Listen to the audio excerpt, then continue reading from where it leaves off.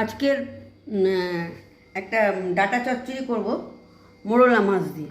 Data চচ্চড়ি generally আমরা নিরামিষ করি, কিন্তু আজকে করব মোরলা মাছ দিয়ে। এই যে মোরলা মাছ ভেজে রেখেছি, মোরলা মাছ ভাজা। আর এখানে সরু সরু যে ডাটাগুলো পাওয়া যায় না, সরু সরু ডাটা, তারপরে লাল শাকের যে ডাটা, তারপরে কুমড়ো, ঝিঙে, বেগুন, আলু সব কিছু দিয়েছি। এমনি নিরামিষ যখন করি পেঁয়াজ দেওয়ার ব্যাপার থাকে না, আজকে ভেবেছি যে একটু মাছ দিয়ে করব। মোরলা মাছ, এই যে মোরলা মাছ ভাজা ভেজে রেখেছি, এই পেঁয়াজ কেটে রেখেছি। এখন গ্যাসটা ধরাবো। থাক, গ্যাসটা ধরাই। এবার সর্ষের তেল দেব।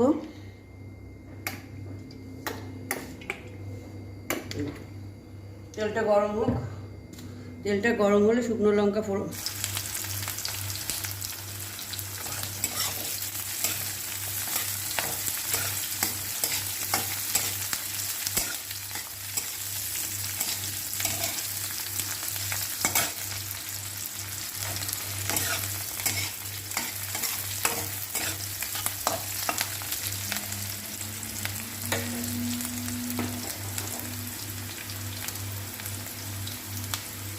পেঁয়াজটা ভাজা ভাজা হয়ে গেছে। এইবার তরকারিটা পুরো দিয়ে দেবো।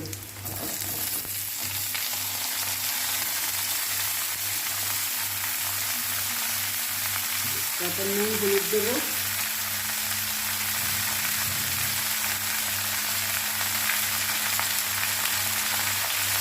হলুদ দিলাম।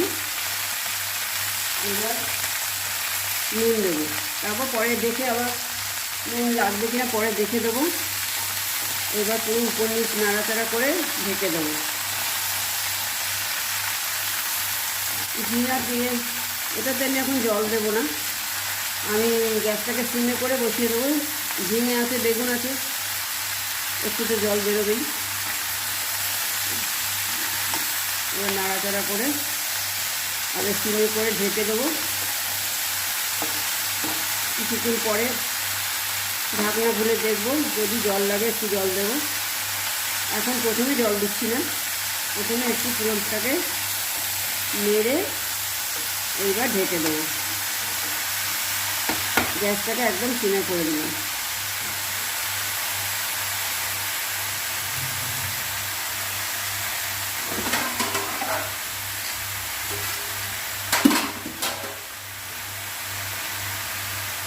এবার ঢাকনাটা দিয়ে ঢাকা থাক, কিছুক্ষণ বাদে আবার আসছি। এখন এই 10-12 মিনিট পর ঢাকনাটা খুললাম। এই অনেকটাই মজে গেছে। এবার তাও একটু জল দেব। এখন মাছগুলো দিয়ে দেবো। এখন মাছগুলো দিয়ে দিচ্ছি। এই যে মাছগুলো দিয়ে দিলাম। একটু চিনি দেবো এখন, আর জল দেবো।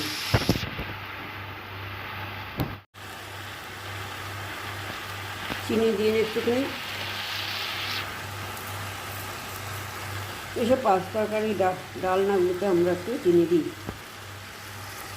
এবার জলটা দিয়ে দেবো। জল দিয়ে আবার নাড়াচাড়া একটু করে নিই পুরোটা। পুরোটা সবই নরম হয়ে গেছে, তাও একটু মাখা মাখা হোক।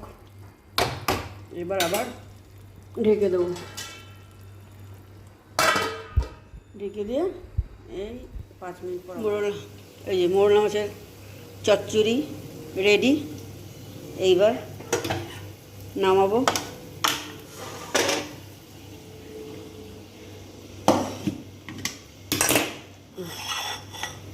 নামিয়ে এবার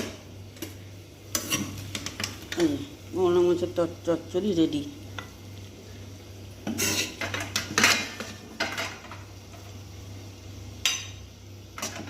নিরামিষ আইটেম কিছু ভেজ আইটেম আছে,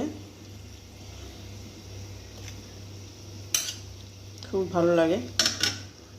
আর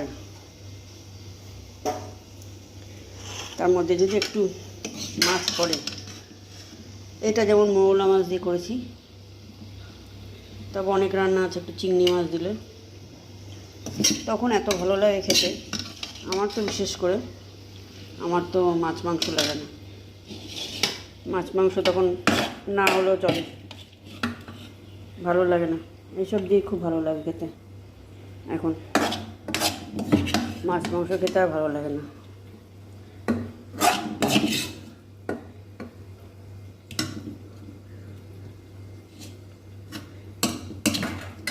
একাতে ভিডিও করছি।